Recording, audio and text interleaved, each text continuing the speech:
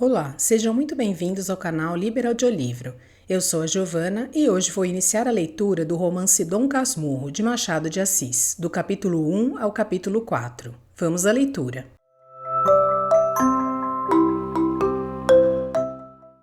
Capítulo 1. Do título. Uma noite destas, vindo da cidade para o Engenho Novo, encontrei no trem da Central um rapaz aqui do bairro, que eu conheço de vista e de chapéu. Cumprimentou-me, sentou-se ao pé de mim, falou da lua e dos ministros e acabou recitando-me versos. A viagem era curta e os versos pode ser que não fossem inteiramente maus. Sucedeu, porém, que, como eu estava cansado, fechei os olhos 3 ou 4 vezes. Tanto bastou para que ele interrompesse a leitura e metesse os versos no bolso. Continue, disse eu acordando. Já acabei, murmurou ele. São muito bonitos. Vi-lhe fazer um gesto para tirá-los outra vez do bolso, mas não passou do gesto. Estava amuado. No dia seguinte, entrou a dizer de mim nomes feios e acabou alcunhando-me Dom Casmurro. Os vizinhos, que não gostam dos meus hábitos reclusos e calados, deram curso à alcunha, que afinal pegou. Nem por isso me zanguei. Contei a anedota aos amigos da cidade e eles, por graça, chamam-me assim, alguns em bilhetes. Dom Casmurro, domingo vou jantar com você. Vou para Petrópolis, Dom Casmurro. A casa é a mesma da Renânia. Vê se deixas essa caverna do Engenho Novo e vai lá passar uns 15 dias comigo. Meu caro Dom Casmurro, não cuide que eu dispenso do teatro amanhã. Venha e dormirá aqui na cidade. Dou-lhe camarote, dou-lhe chá, dou-lhe cama, só não lhe dou moça. Não consultes dicionários. Casmurro não está aqui no sentido que eles lhe dão, mas no que lhe pôs o vulgo de homem calado e metido consigo. Dom veio por ironia, para atribuir-me fumos de fidalgo. Tudo por estar cochilando. Também não achei melhor título para minha narração. Se não tiver outro daqui até o fim do livro, vai este mesmo. O meu poeta do trem ficará sabendo que não lhe guardo rancor. E com pequeno esforço, sendo o título seu, poderá cuidar que a obra é sua. Há livros que apenas terão isso dos seus autores, alguns nem tanto. Capítulo 2 do livro. Agora que expliquei o título, passo a escrever o livro. Antes disso, porém, digamos os motivos que me põem a pena na mão. Vivo só com um criado. A casa em que moro é própria. Fila construir de propósito, levado de um desejo tão particular que me vexa imprimi-lo, mas vá lá. Um dia, há bastantes anos, lembrou-me reproduzir no Engenho Novo a casa em que me criei na antiga rua de Mata-Cavalos, dando-lhe o mesmo aspecto e economia daquela outra, que desapareceu.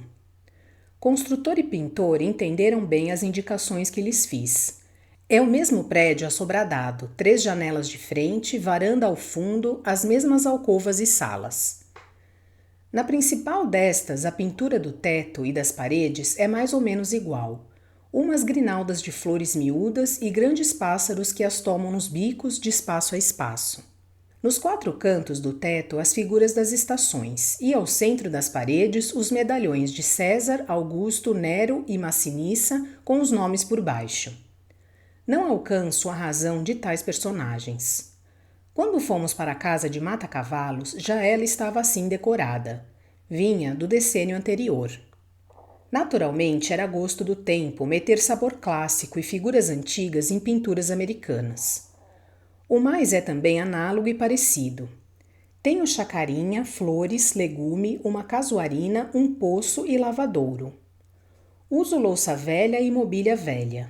Enfim, agora, como outrora, há aqui o mesmo contraste da vida interior, que é pacata, com a exterior, que é ruidosa. O meu fim evidente era atar as 2 pontas da vida e restaurar na velhice a adolescência. Pois, Senhor, não consegui recompor o que foi nem o que fui. Em tudo, se o rosto é igual, a fisionomia é diferente. Se só me faltassem os outros, vá. Um homem consola-se mais ou menos das pessoas que perde. Mas falto eu mesmo, e esta lacuna é tudo. O que aqui está é, mal comparando, semelhante à pintura que se põe na barba e nos cabelos, e que apenas conserva o hábito externo, como se diz nas autópsias. O interno não aguenta a tinta. Uma certidão que me desse 20 anos de idade poderia enganar os estranhos, como todos os documentos falsos, mas não a mim. Os amigos que me restam são de data recente. Todos os antigos foram estudar a geologia dos Campos Santos. Quanto às amigas, algumas datam de 15 anos, outras de menos, e quase todas creem na mocidade. 2 ou 3 fariam crer nela aos outros, mas a língua que falam obriga muita vez a consultar os dicionários, e tal frequência é cansativa. Entretanto, vida diferente não quer dizer vida pior, é outra coisa. A certos respeitos, aquela vida antiga aparece-me despida de muitos encantos que lhe achei. Mas é também exato que perdeu muito espinho que a fez molesta, e de memória conservo alguma recordação doce e feiticeira. Em verdade, pouco apareço e menos falo. Distrações raras. O mais do tempo é gasto em hortar, jardinar e ler. Como bem e não durmo mal. Ora, como tudo cansa, esta monotonia acabou por exaurir-me também. Quis variar e lembrou-me escrever um livro. Jurisprudência, filosofia e política acudiram-me, mas não me acudiram as forças necessárias. Depois pensei em fazer uma história dos subúrbios, menos seca que as memórias do padre Luís Gonçalves dos Santos, relativas à cidade. Era obra modesta, mas exigia documentos e datas, como preliminares, tudo árido e longo. Foi então que os bustos pintados nas paredes entraram a falar-me e a dizer-me que, uma vez que eles não alcançavam reconstituir-me os tempos idos, pegasse da pena e contasse alguns. Talvez a narração me desse a ilusão e as sombras viessem perpassar ligeiras, como ao poeta, não o do trem, mas o do Fausto. Aí vindes outra vez, inquietas sombras. Fiquei tão alegre com esta ideia que ainda agora me treme a pena na mão. Sim, Nero, Augusto, Massinissa e tu, grande César, que me incitas a fazer os meus comentários, agradeço-vos o conselho e vou deitar ao papel as reminiscências que me vierem vindo. Deste modo viverei o que vivi e assentarei a mão para alguma obra de maior tomo. Eia, comecemos a evocação por uma célebre tarde de novembro, que nunca me esqueceu. Tive outras muitas, melhores e piores, mas aquela nunca se me apagou do espírito. É o que vais entender lendo. Capítulo 3. A denúncia. Ia a entrar na sala de visitas quando ouvi proferir o meu nome e escondi-me atrás da porta. A casa era da Rua de Mata Cavalos, o mês novembro. O ano é que é um tanto remoto, mas eu não hei de trocar as datas à minha vida só para agradar as pessoas que não amam histórias velhas. O ano era de 1857. Dona Glória, a senhora persiste na ideia de meter nosso Bentinho no seminário? É mais que tempo e já agora pode haver uma dificuldade. Que dificuldade? Uma grande dificuldade. Minha mãe quis saber o que era. José Dias, depois de alguns instantes de concentração, veio ver se havia alguém no corredor. Não deu por mim, voltou e, abafando a voz, disse que a dificuldade estava na casa ao pé, agente do Pádua. Agente do Pádua? Há algum tempo estou para lhe dizer isto, mas não me atrevia. Não me parece bonito que o nosso Bentinho ande metido nos cantos com a filha do Tartaruga, e esta é a dificuldade, porque se eles pegam de namoro, a senhora terá muito que lutar para separá-los. Não acho. Metidos nos cantos? É um modo de falar. Em segredinhos, sempre juntos. Bentinho quase não sai de lá. A pequena é uma desmiolada. O pai faz que não vê. Tomara ele que as coisas corressem de maneira que... Compreendo seu gesto. A senhora não crê em tais cálculos. Parece-lhe que todos têm a alma cândida. Mas, senhor José Dias, tenho visto os pequenos brincando e nunca vi nada que faça desconfiar. Basta a idade. Bentinho mal tem 15 anos. Capitu fez 14 a semana passada. São 2 criançolas. Não se esqueça que foram criados juntos desde aquela grande enchente há 10 anos em que a família Pádua perdeu tanta coisa. Daí vieram as nossas relações.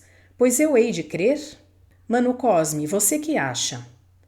Tio Cosme respondeu com um ora, que traduzido em vulgar queria dizer: são imaginações do José Dias. Os pequenos divertem-se, eu divirto-me. Onde está o gamão? Sim, creio que o senhor está enganado. Pode ser, minha senhora. Oxalá tenham razão. Mas creia que não falei senão depois de muito examinar. Em todo caso, vai sendo tempo, interrompeu minha mãe. Vou tratar de metê-lo no seminário quanto antes. Bem, uma vez que não perdeu a ideia de o fazer padre, tem-se ganho principal. Bentinho há de satisfazer os desejos de sua mãe. E depois a Igreja Brasileira tem altos destinos. Não esqueçamos que um bispo presidiu a Constituinte e que o padre Feijó governou o Império. Governo como a cara dele, atalhou tio Cosme, cedendo a antigos rancores políticos. Perdão, doutor, não estou defendendo ninguém, estou citando. O que eu quero é dizer que o clero ainda tem grande papel no Brasil. Você o que quer é um capote. Ande, vá buscar o gamão. Quanto ao pequeno, se tem de ser padre, realmente é melhor que não comece a dizer missa atrás das portas. Mas olhe cá, mana Glória, há mesmo necessidade de fazê-lo padre? É promessa, há de cumprir-se. Sei que você fez promessa, mas uma promessa assim, não sei, creio que bem pensado. Você que acha, prima Justina? Eu? Verdade é que cada um sabe melhor de si, continuou tio Cosme. Deus é que sabe de todos. Contudo, uma promessa de tantos anos. Mas que é isso, mana Glória? Está chorando? Ora essa, pois isso é coisa de lágrimas? Minha mãe assoou-se sem responder. Prima Justina creio que se levantou e foi ter com ela. Seguiu-se um alto silêncio, durante o qual estive a pique de entrar na sala, mas outra força maior, outra emoção. Não pude ouvir as palavras que tio Cosme entrou a dizer. Prima Justina exortava. Prima Glória. José Dias desculpava-se. Se soubesse, não teria falado, mas falei pela veneração, pela estima, pelo afeto, para cumprir um dever amargo, um dever amaríssimo. Capítulo 4. Um dever amaríssimo. José Dias amava os superlativos. Era um modo de dar feição monumental às ideias. Não as havendo, servia a prolongar as frases. Levantou-se para ir buscar o gamão que estava no interior da casa. Cozi-me muito à parede e vi-o passar com as suas calças brancas engomadas, presilhas, rodaque e gravata de mola. Foi dos últimos que usaram presilhas no Rio de Janeiro, e talvez neste mundo. Trazia as calças curtas para que lhe ficassem bem esticadas. A gravata de cetim preto, com um arco de aço por dentro, imobilizava-lhe o pescoço. Era então moda. O rodaque de chita, veste caseira e leve, parecia nele uma casaca de cerimônia. Era magro, chupado, com um princípio de calva. Teria os seus 55 anos. Levantou-se com o passo vagaroso do costume, não aquele vagar arrastado dos preguiçosos, mas um vagar calculado e deduzido, um silogismo completo, a premissa antes da consequência, a consequência antes da conclusão. Um dever amaríssimo. Espero que vocês tenham gostado desta parte do clássico Dom Casmurro de Machado de Assis. Obrigada por sua companhia. Até a próxima.